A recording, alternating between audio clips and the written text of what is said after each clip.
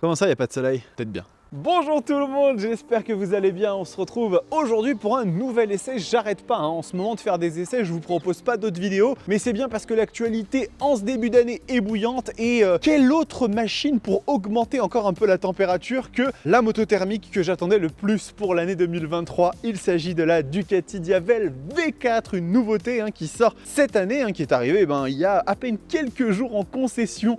Et j'attendais cette moto de pied ferme pour plein de raisons. Toutes, je pense, plus bonnes les unes que les autres, en tout cas je l'espère. Et aujourd'hui, je vais pouvoir vous la tester, vous donner mon ressenti dessus. Alors, cette moto nous a été prêtée par qui d'autre que nos grands amis de chez Espace Murit à Châtillon. Donc je vous le rappelle, si vous ne les connaissez pas encore, ils font KTM, Yamaha, Ducati et Kawasaki. Ils ont une équipe qui est aux petits oignons et maintenant ils ont même Moto Axe, donc ils ont une gamme d'accessoires qui est super large, des gens adorables, qui sont professionnels, qui sauront vous recommander la machine qu'il faut. Et peut-être que vous repartirez avec ce petit engin. En tout cas, c'est ce que je vous souhaite. Également, si vous ne connaissez pas notre petite communauté, que vous découvrez la chaîne avec cette vidéo, je fais majoritairement des essais de machines en essayant d'y rajouter ma vision un petit peu fun et bigarrée, on va dire, fraîche et bien formée. Ce n'est pas Brice Denis qui m'aurait démenti cette petite accroche. En tout cas, j'essaie de faire ça avec un petit peu de fun et beaucoup de passion. Voilà, n'hésitez pas à vous abonner si vous aimez le contenu. Trêve de baliverne, passons à ce petit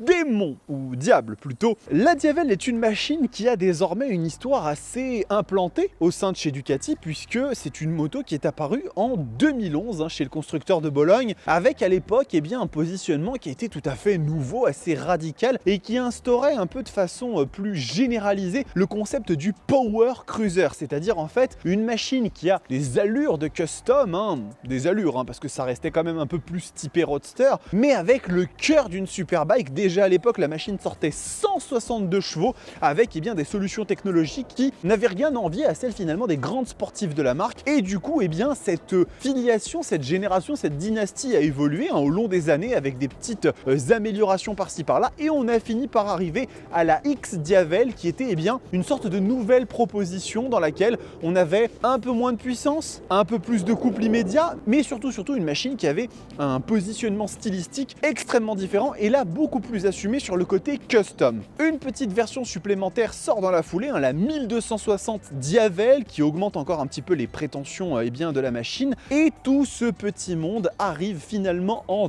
2023 avec l'arrivée de ce nouveau véhicule qui chamboule et change beaucoup de choses. Donc on va avoir des trucs à se dire et ça c'est cool. On va commencer bien évidemment par le look. Alors, je suis un peu embêté parce que j'aurais aimé ne vous en dire que du bien, mais je suis aussi très content parce que je vais pouvoir avoir un jugement, tout du moins sur l'aspect esthétique, mesuré sur cette moto. En termes d'apparence générale, j'adore le look de la Diavel V4. Je la trouve musculeuse, trapue, agressive. La nouvelle ligne au niveau de l'éclairage, j'aime beaucoup avec ces deux C qui lui donnent un petit côté un peu insectoïde. J'adore ça, il n'y a aucun problème. Les 4 tubulures d'échappement, c'est aussi très stylé. Il y a plein de petites attentions, de soucis du détail, les repose-pieds qui sont taillés un petit peu comme ça en flèche, les rétroviseurs de la machine qui sont magnifiques, les petits clignots qui viennent ici s'intégrer. Ils auraient pu mettre des trucs un petit peu plus grossier et avoir ça en tant qu'accessoire en plus. Tout à ce niveau là est plutôt chouette. Par contre, cette moto souffre de quelques défauts de finition que je trouve franchement pas jolis quand on prend en considération que c'est une machine Ducati et surtout quand on prend en considération le tarif de la Diavel V4 qui est quand même de 27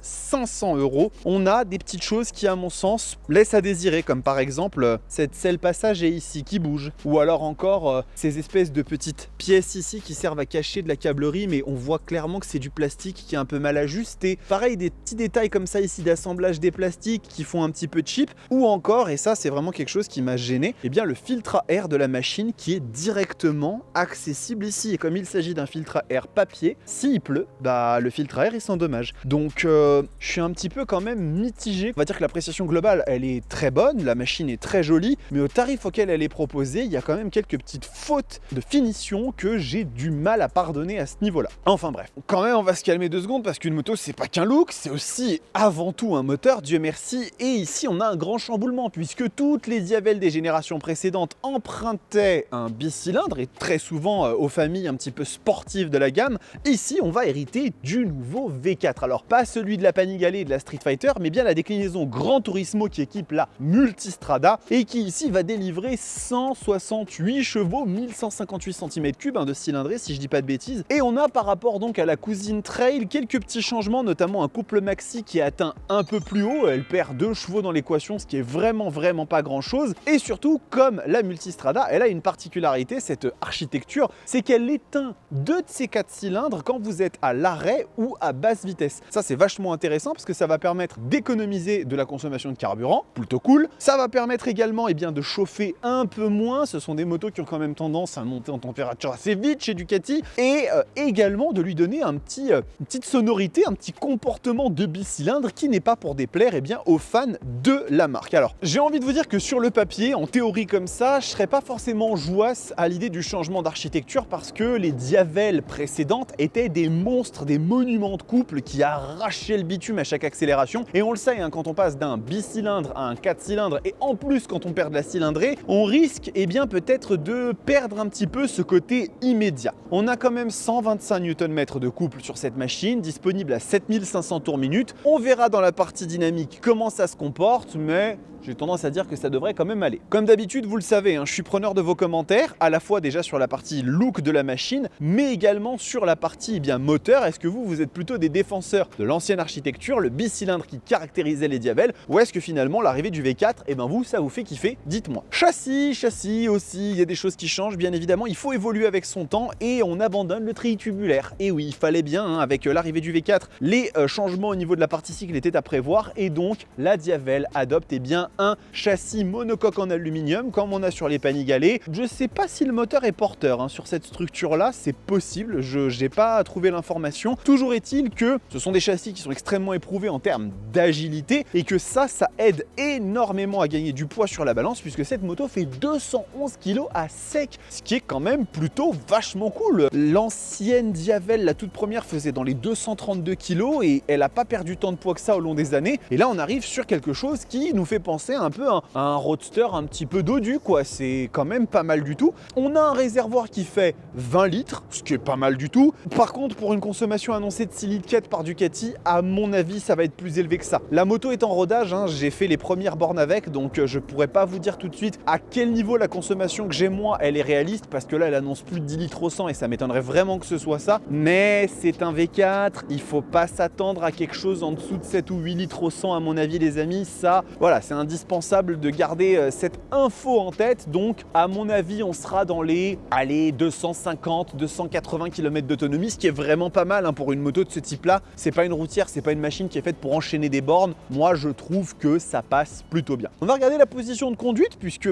c'est aussi un truc qui est vachement intéressant sur cette petite machine italienne. Donc déjà première chose, est-ce que je suis dans le cadre? Oui, je suis dans le cadre. Première chose, cette moto est très basse, elle fait 790 mm de hauteur en termes de hauteur de selle, donc c'est une machine qui va convenir à beaucoup de monde. On n'a pas ici une largeur excessive au niveau de la selle, donc on sera très bien installé. Vous voyez que j'ai les jambes particulièrement pliées, ça c'est un excellent point. La position n'est pas tout à fait roadster puisque on va chercher le guidon un petit peu vers l'avant, mais on n'a aucune pression, c'est juste le dos qui se bascule un tout petit peu. C'est pas du tout comme un roadster sportif ou une sportive où on est droit comme ça et on vient s'appuyer. Là on est bien ancré à l'intérieur de la moto, on vient là, et ensuite pareil pour les jambes, elles sont plus à l'avant que d'habitude, c'est une position qui fait penser à celle d'un custom. On devrait avoir plutôt les pieds ici sur un roadster, et là on les a ici. Ça détend bien au niveau des jambes, il n'y a pas de pliure, de sensation d'avoir les genoux un peu comme ça concassés. Par contre, petite particularité, selon comme vous posez vos pieds à l'arrêt quand vous vous arrêtez sur une moto, et moi j'ai tendance à les mettre pile à l'endroit où les repose-pieds rentrent un peu dans les mollets. Et comme ils sont bien taillés, bien jolis en forme de pointe,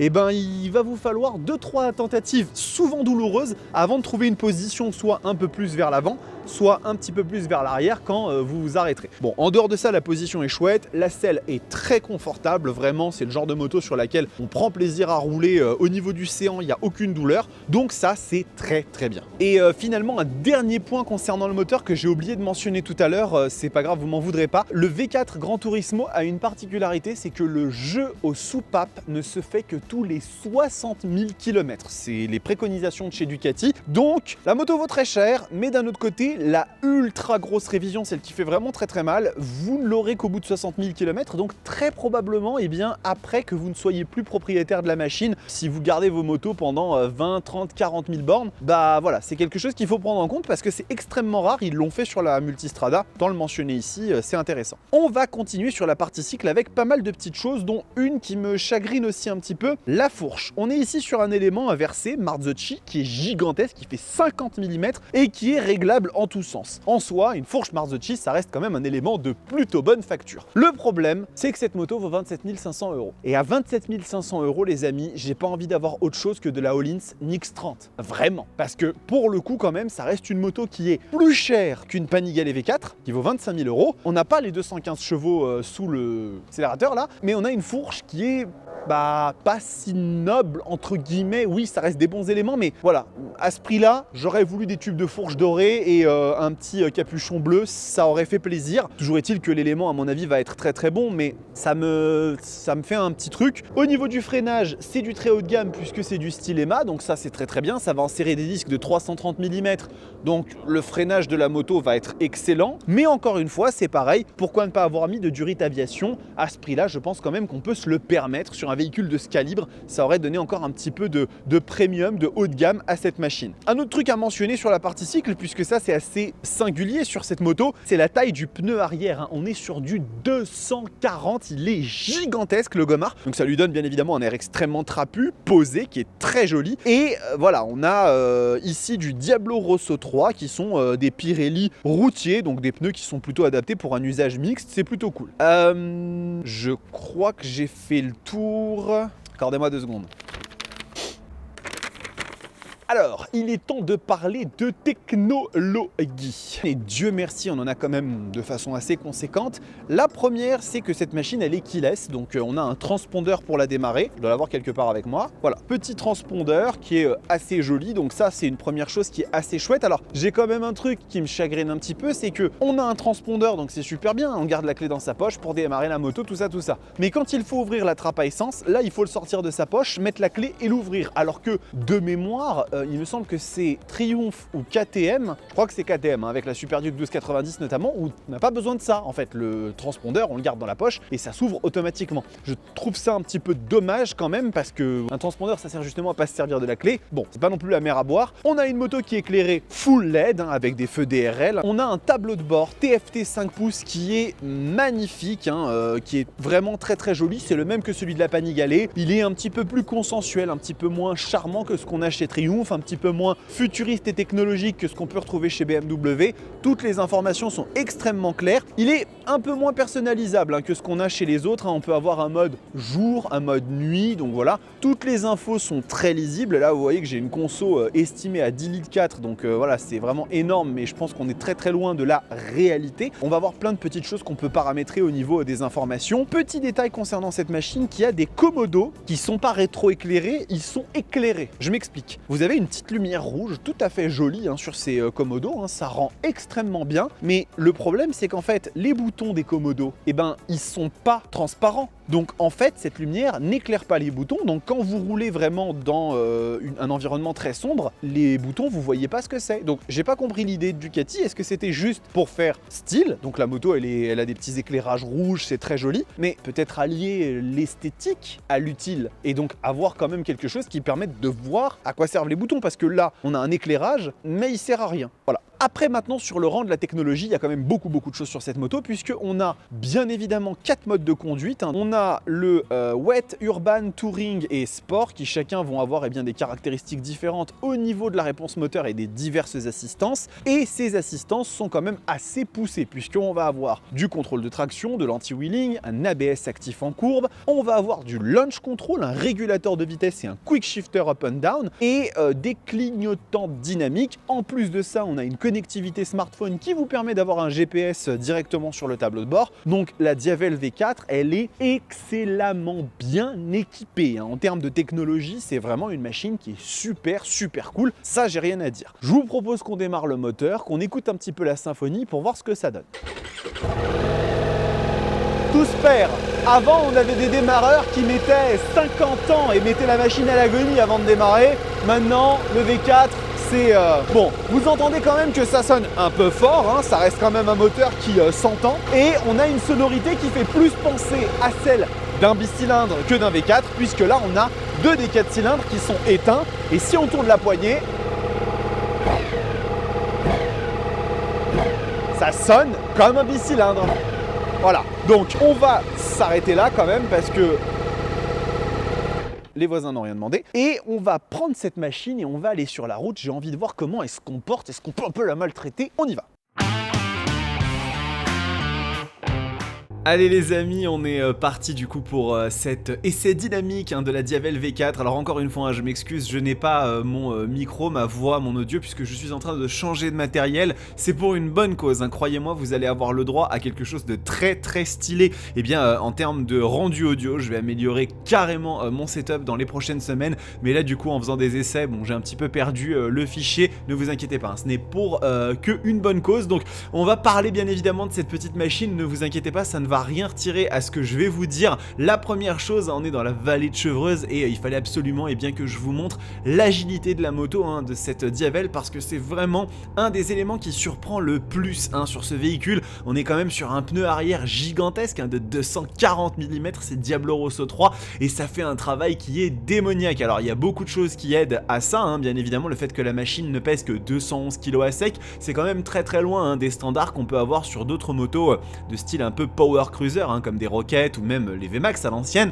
Et là le travail est bluffant, l'agilité de la machine est excellente, vous le voyez, je ne vais pas très vite non plus sur les courbes de la vallée de Chevreuse, je ne suis pas un pilote, mais on peut quand même se rendre compte que cette machine a une agilité qui est assez surprenante pour le poids qu'elle fait, ça reste quand même un très gros engin. Ne vous inquiétez pas, la Diavel est excellente sur cet aspect, c'est vraiment peut-être ce qui m'a le plus surpris concernant cette machine, puisque on est vraiment sur quelque chose d'extrêmement agile, d'extrêmement facile à manipuler, et ça pour le coup c'est vraiment tout à son avantage. On va bientôt sortir de les tournants de la vallée de Chevreuse pour montrer un petit peu ce que donne le moteur de la machine, et là aussi croyez-moi vous n'allez pas être déçus. Allez, on va voir un petit peu ce que donne maintenant le V4 de la machine qui sort quand même 168 chevaux, donc autant vous dire que ça envoie pas trop mal. Regardez, ça pousse extrêmement fort. Alors peut-être que la sensation de vitesse ici n'est pas rendue à sa juste valeur, il n'est pas impossible que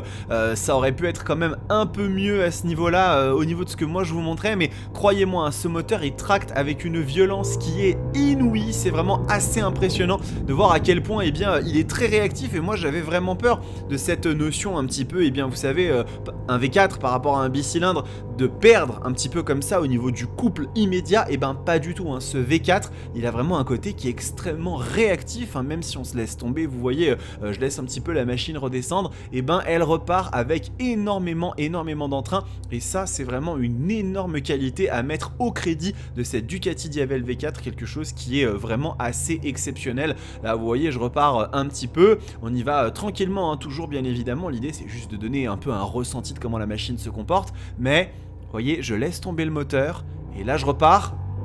Ça repart instantanément avec beaucoup de vigueur, beaucoup de force, quel que soit le régime. C'est aussi ça qui est très intéressant sur un V4, c'est que vous voyez la moto, elle déroule instantanément, il n'y a aucun souci, et elle va chercher très loin au niveau de sa course, et donc ça c'est extrêmement agréable. C'est un moteur qui est plein à tous les étages, mais sur lequel vous ne souffrirez pas peut-être d'un couple trop bas à ce niveau là. C'est vraiment assez impressionnant ce que cette Diavel est capable de faire. Encore une fois, hein, ici on va arriver sur un segment un petit peu plus sinueux. La suspension de cette machine fait vraiment des merveilles, hein. Je trouve qu'elle est assez exceptionnelle dans tout ce qu'elle est capable de faire. J'aurais préféré, je vous l'avais dit, un élément All-in X30 hein, parce que une fourche Marzocchi, pour aussi premium qu'elle puisse être, n'offrira jamais le toucher de route d'une fourche du constructeur suédois, mais on est quand même sur du très bon matériel. Ça absorbe très bien les aspérités et en plus de ça on peut la régler dans tous les sens. C'est vraiment un énorme plaisir de conduire cette Diavel V4, c'est une machine qui est totalement folle. Moi j'y ai pris un plaisir assez fou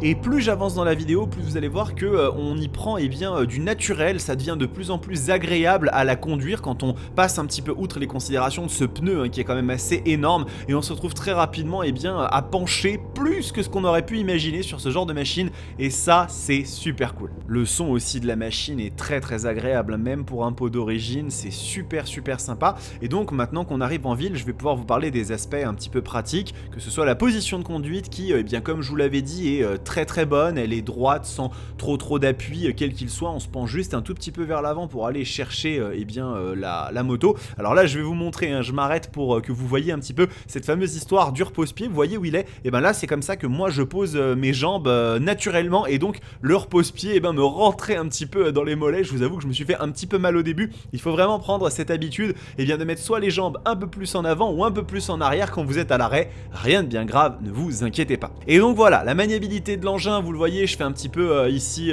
force avec le bras de levier pour vous montrer à quel point elle se manipule très bien, hein, même en ville, il n'y a aucun souci. L'ergonomie est excellente hein, sur cette moto, hein. L'écran il est incroyable, il est super lisible, ça c'est vraiment très bien.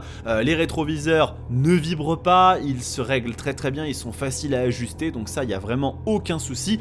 Et puis les commodos en fait sont aussi très agréables puisque ils sont vraiment très premium au toucher, hein. Ils sont super sympas, j'adore ces nouveaux commodos de chez Ducati. La seule chose que je peux reprocher hein, c'est vraiment cet éclairage où on comprend pas pourquoi les boutons ne sont pas transparents, et ça aurait pu aider hein, à avoir quelque chose d'un petit peu plus sympa quand on roule de nuit. Là on ne l'aura pas malheureusement. Voilà, après il n'y a rien à dire, même le bouton warning hein, il est très bien placé, il est du côté gauche, ça marche très bien. Je n'ai rien à dire sur la Diavel à ce niveau là. Alors avant de sortir de la ville hein, encore une fois je précise simplement concernant ces fameux 2 cylindres sur 4 qui ne s'allument que lorsque vous êtes à haute vitesse. Autrement la machine elle est qu'à 2 cylindres. C'est quand même relativement agréable parce que ça permet d'avoir une machine qui ne chauffe pas trop, et ça on en reparlera un petit peu après hein, au niveau de la chauffe de la machine. Voilà, là on repart un petit peu pour encore avoir un côté un petit peu plus dynamique ici dans l'essai. Vous allez voir hein, cette moto elle est vraiment super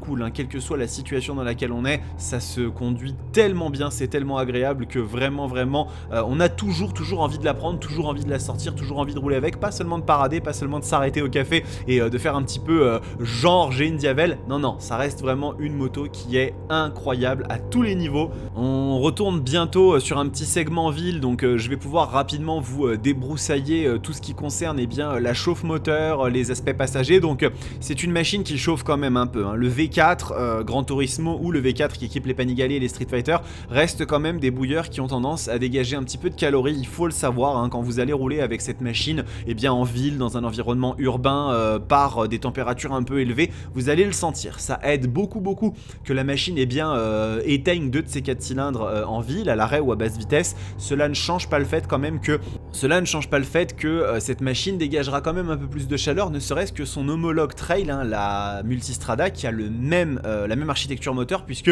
la Multistrada avait des ailerons qui étaient en fait utilisés pour dégager la chaleur. Donc ça c'est assez intéressant hein, qu'ils aient fait ça Ducati, mais sur cette machine on aura quand même un petit peu ce côté là. Là je parle de la consommation hein, j'étais en train de regarder le tableau de bord, on est sur une conso qui est indiquée à 8 litres hein, environ 8 litres 5, 8 litres 6 quand j'avais fini l'essai hein, là je vous donne vraiment mon ressenti après que j'ai terminé l'essai, j'étais sur des valeurs qui étaient autour de ça. C'est un V4, c'est une machine qui est un peu gloutonne à ce niveau là, il faut en avoir conscience hein, on roule pas sur une Diavel V4 V4 pour faire des économies de carburant. Voilà, c'est vraiment la seule chose que je pourrais rajouter dessus.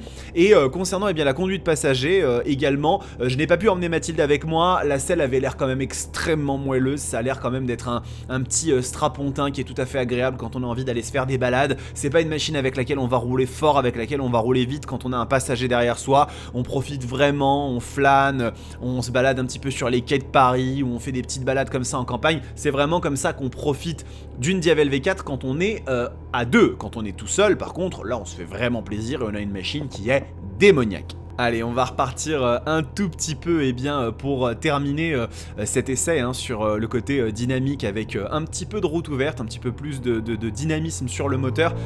Regardez-moi ça, j'adore, j'adore la façon comme ce moteur, il est très réactif, très guttural aussi, j'aime beaucoup le son, et boum, ça repart très très fort. La machine était en rodage, j'ai récupéré la moto avec 0 km, je ne sais pas si vous vous rendez compte de la chance que j'ai eue, je remercie encore énormément nos amis de chez Space Murit, ils me l'ont vraiment donné avec 0 borne, j'ai été le premier de la concession à mettre les mains dessus et à pouvoir l'essayer, donc encore une fois grand merci à eux.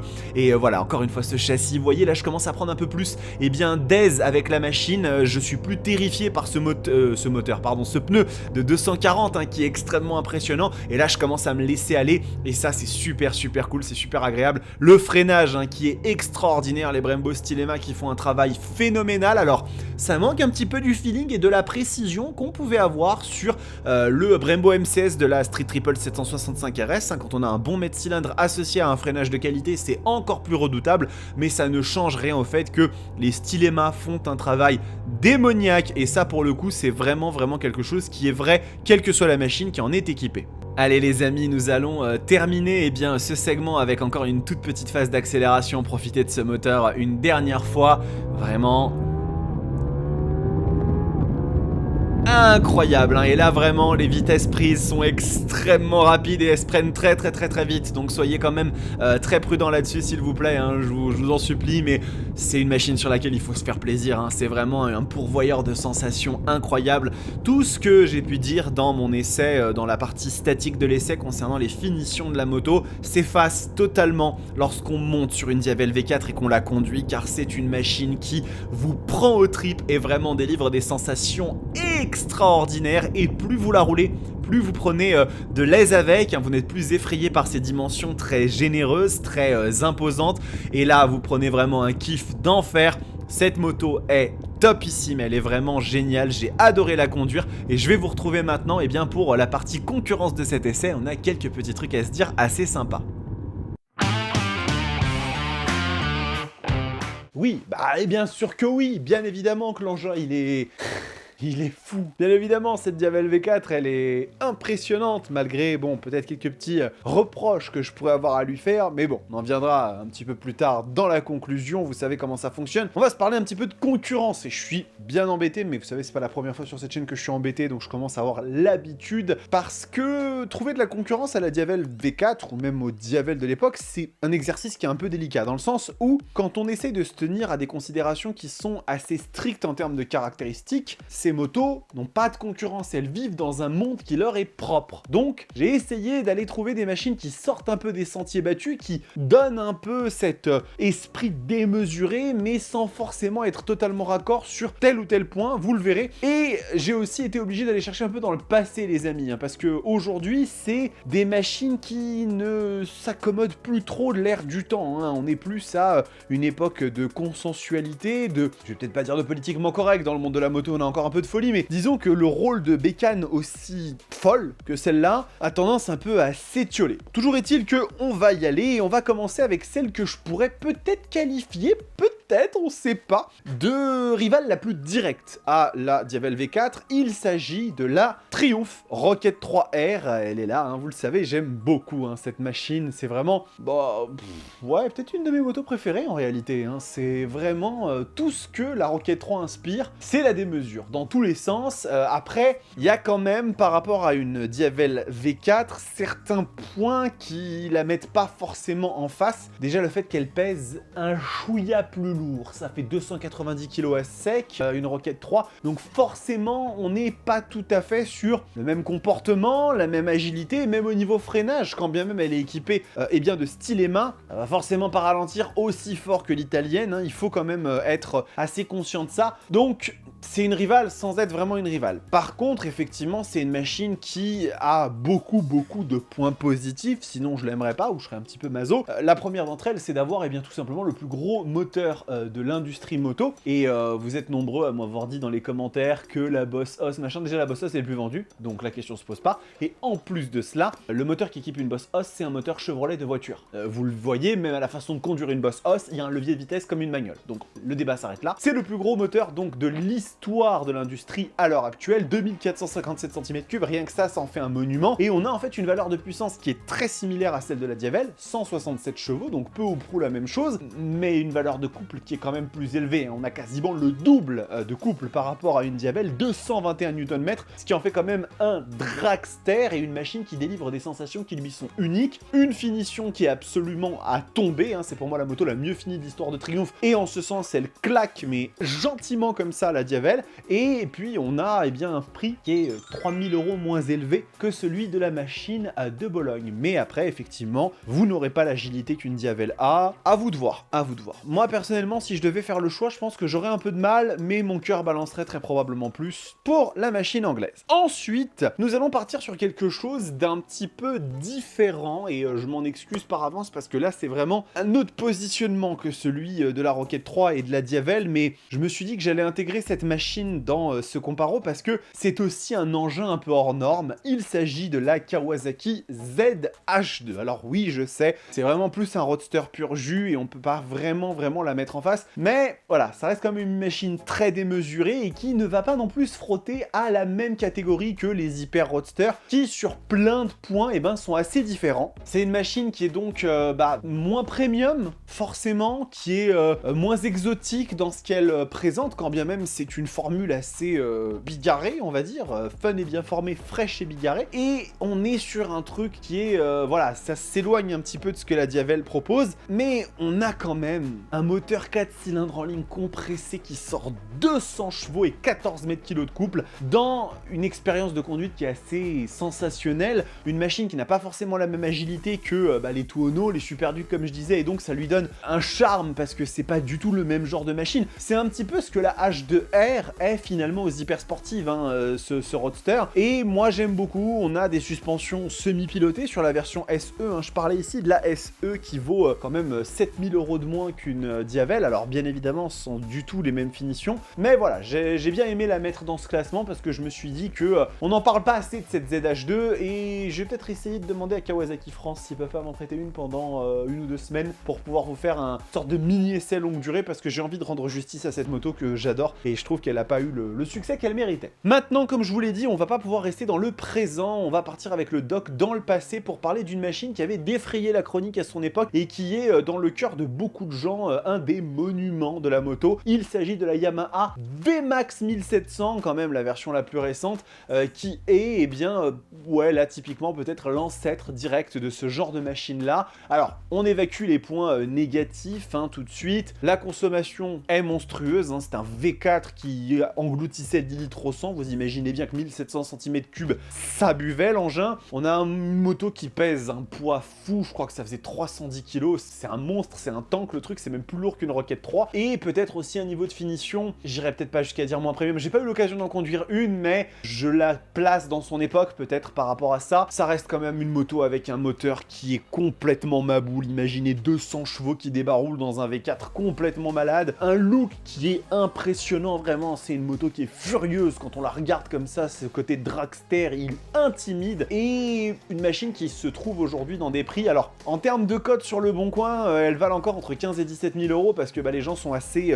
voilà, collectionneurs, et du coup c'est une machine qui est un petit peu hors du temps. À mon sens, ça se tente quand même si vous voulez cet esprit power cruiser, que ça vous embête pas de ne plus jamais prendre de rond-point de votre vie. Ouais, un VMAX ça se tente bien. Cet essai touche à sa fin et il est mitigé. Il est mitigé, pas 50-50 quand même, hein. Je suis très largement conquis par la Diavel V4. C'est une moto formidable qui évoque vraiment des sensations qui sont dingues. L'accélération est malade, la moto est hyper agile malgré ce côté ultra démesuré qui déborde de partout et que j'adore. Mais je dois bien avouer qu'il y a certaines finitions qui sont pas pardonnables. Vraiment à mon sens, cette histoire de selle là qui bouge, les petits détails d'assemblage de finition, et puis aussi certains équipements qui auraient mérité à être un peu plus premium, hein. Cette fourche Marzocchi aurait pu mettre quand même du Öhlins. Alors oui, je le sais, on aura probablement une Diavel V4S avec de la suspension peut-être même semi-active, mais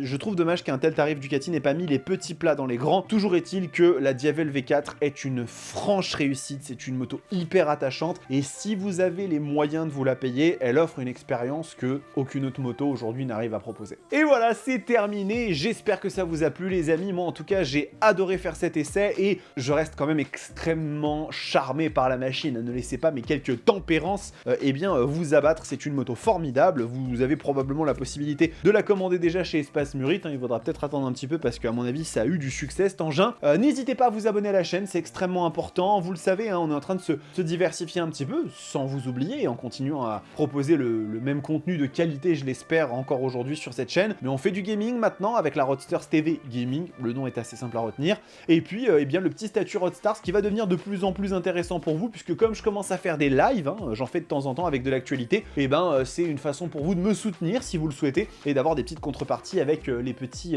émotes à utiliser pendant le chat. Donc voilà, en attendant, prenez soin de vous, kiffez vos motos, qu'elles viennent du Japon, de l'Amérique, de l'Italie, de l'Europe, peu importe. Ciao!